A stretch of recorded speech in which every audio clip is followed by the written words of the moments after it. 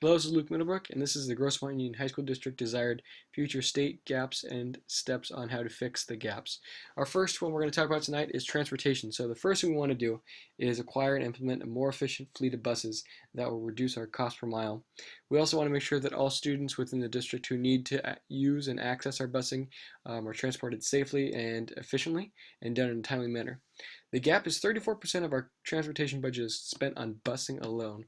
So getting students to and from school takes 34% of our district budget, which approximately is 1% of the total budget.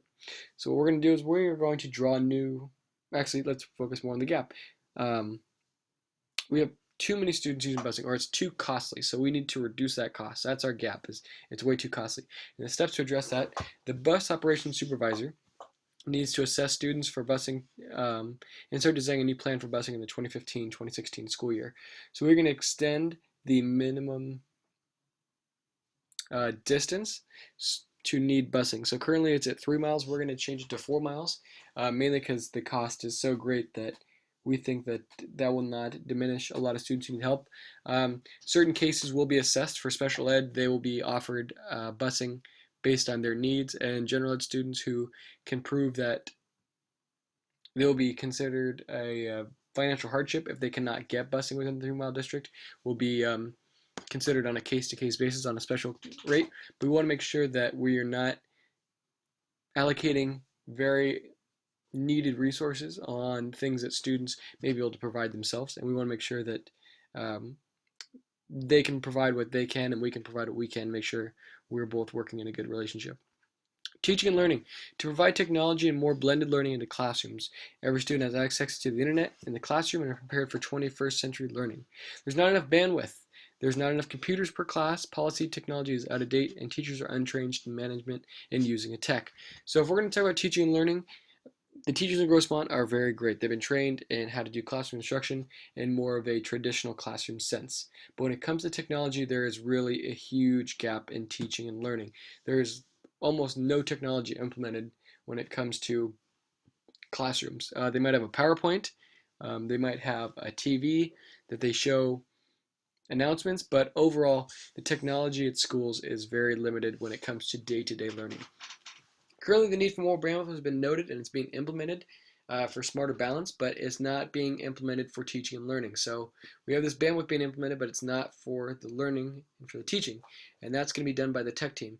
The assistant superintendent needs to work with principals to design their tech plan for the next 5 years um, to implement more teaching and learning in a blended strategy. So the PD trainings this summer use implementing tech, make sure that teachers are now going to start getting more tech in the rooms. We need to make sure that they're trained in how to manage it and how to support it.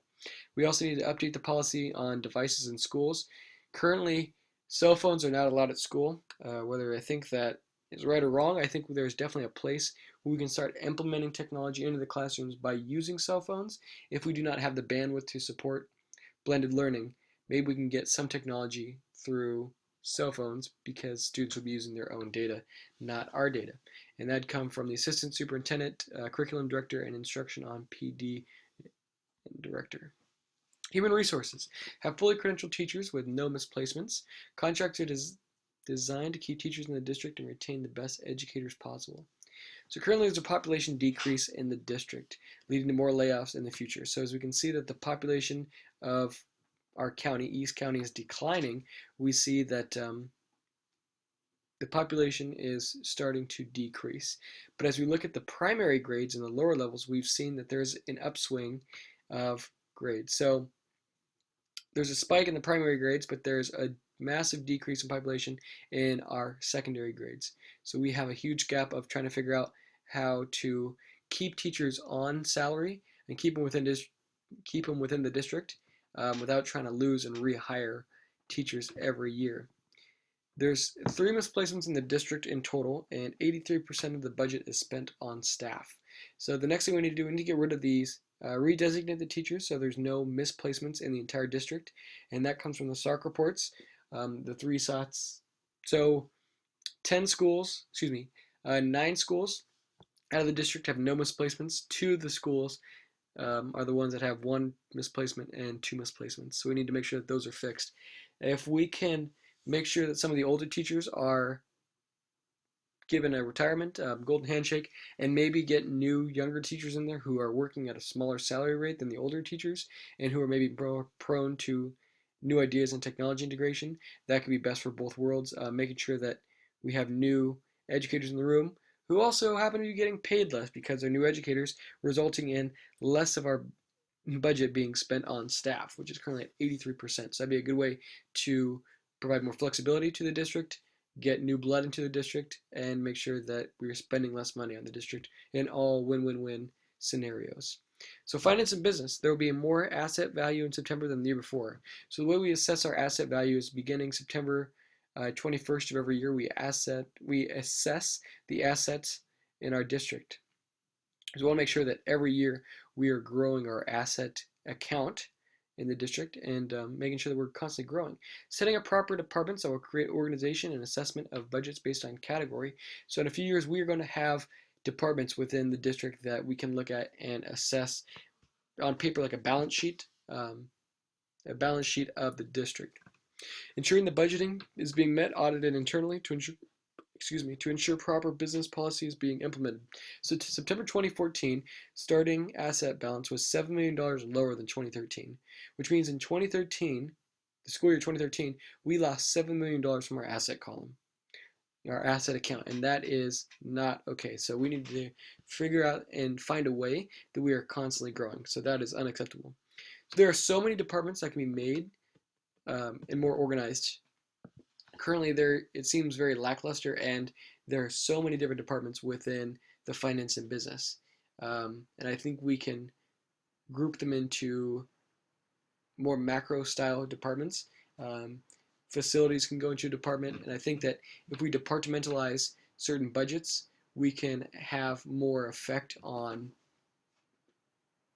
the streamlining and the effectiveness of our auditing internally, and I think that would totally lead to a more beneficial business strategy. So while the superintendent is the director of business finance, we need to have a creation of the role specific for this job.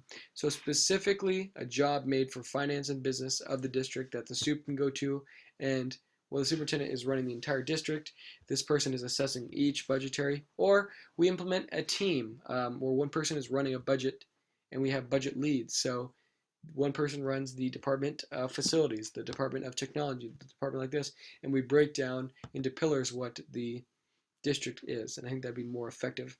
Creating more organized departments to ensure that we can be accountable and then we can fix needs and address needs as they come up, and making sure that our asset account is constantly growing, whether it's by $1, or $1 million. Every year, every September, we have more money than we had before, or more value in the account than before. Technology. So robust internet access on all campuses, technology being used and implemented in every classroom, devices that are district-owned and student-owned being used for learning in classrooms. We want to make sure there's a one-to-one ratio in all classrooms on all sites, whether that is district-provided one-to-one or bring your own device one-to-one. As long as every student has access to technology, that is our goal. The internet is getting updated but needs to be more robust past our current fix. So we're updating the internet for smarter balance, but we need to increase the bandwidth past that, because as we grow and we use more technology, we're going to need more bandwidth to ensure more robust internet. So there's no plan at any school on how to integrate technology for an entire site.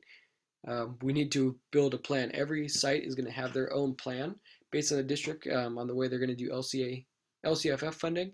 The district is just going to straight funnel the funds to the schools, and there's going to be more autonomy. And we have no plans on how to integrate technology based on site. There's very little devices owned currently. I think schools may have 5 or 4 cows, which is computers on wheels, which are Chromebooks that can go from classroom to classroom. And there's no data currently to assess which schools can support a bring your own device or need district provided device. So the executive director of technology needs to meet with the principals and plan our next 5 years for technology integration into the schools. Implement more bandwidth internet access to sites in the next 2 years. And we need to collect data from the pilot program at West Hills for successes and pitfalls as they did the bring your own device program. Then we need to go and collect data for each different site and assess the demographics for possibility for bring your own device. And the schools that cannot access bring your own device or cannot support that based on the affluence of their population can then apply for some of their district provided funds to go towards technology integration. Um, Implement new district policy. We need to implement a new district policy in the district that will allow for more technology to be used and implemented correctly. So we need to go back and rechange the no cell phones, no technology in the schools, and start acquiring and assessing more technology being implemented. Real estate and facilities. 12 site within the district will be built and have students starting in 2 years fully functional and running at full capacity in 3. Need to maintain and update all of our schools through Prop V and Prop U money and also Prop L money.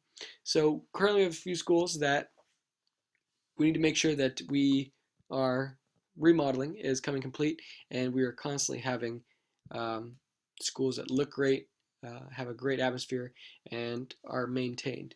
So a site has been chosen and proven, and no ground has been moved. We need to make sure that that site is built within the next 2 years and everything is running, because now we have it chosen, it's been approved, we have the funds, we just need to make sure it happens and it's happening on time. Valhalla is going through a major renovation. They need to ensure within a new approval bond funds be used. So currently the bond funds that were approved for Valhalla is not going to be enough, and there's not, that needs to get approved. So that's one thing that has not happened, is Valhalla doesn't have the funds to finish off its renovation. Some school sites are deteriorating and in need of service.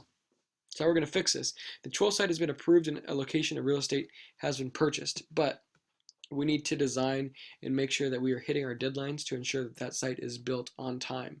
The director of facilities is going to the board. She actually went to the board in November, and she needs to go back to the board to finally get the approval and the voting for another $12 million to be spent on the Valhalla renovation. So currently it's at $30 million. She needs an additional 12 to figure out how she can fit the theater and a few other things within the main building. So there's a huge project going on, and that's using Prop U and Prop V money. And we need to make sure that those funds get approved, and I think that's going down in March is when the budget approval gets met. So that needs to happen. We need to approve that to make sure that Valhalla can be fully renovated, so we're not renovating over the next couple of years. Some sites need to be remodeled and updated. 9 of the 11 sites have been updated with new science centers, so most of the science classrooms have been built and they look great, but we need to use the rest of our Prop L money and Prop V funds to ensure that all schools are updated and well maintained, and that comes with real estate, facilities, and maintenance, because the director of facilities handles facilities and maintenance, and real estate comes with that as well. So she has a pretty broad job. So that is the needs assessment for our future business organization and future business architecture and the future state. Thank you.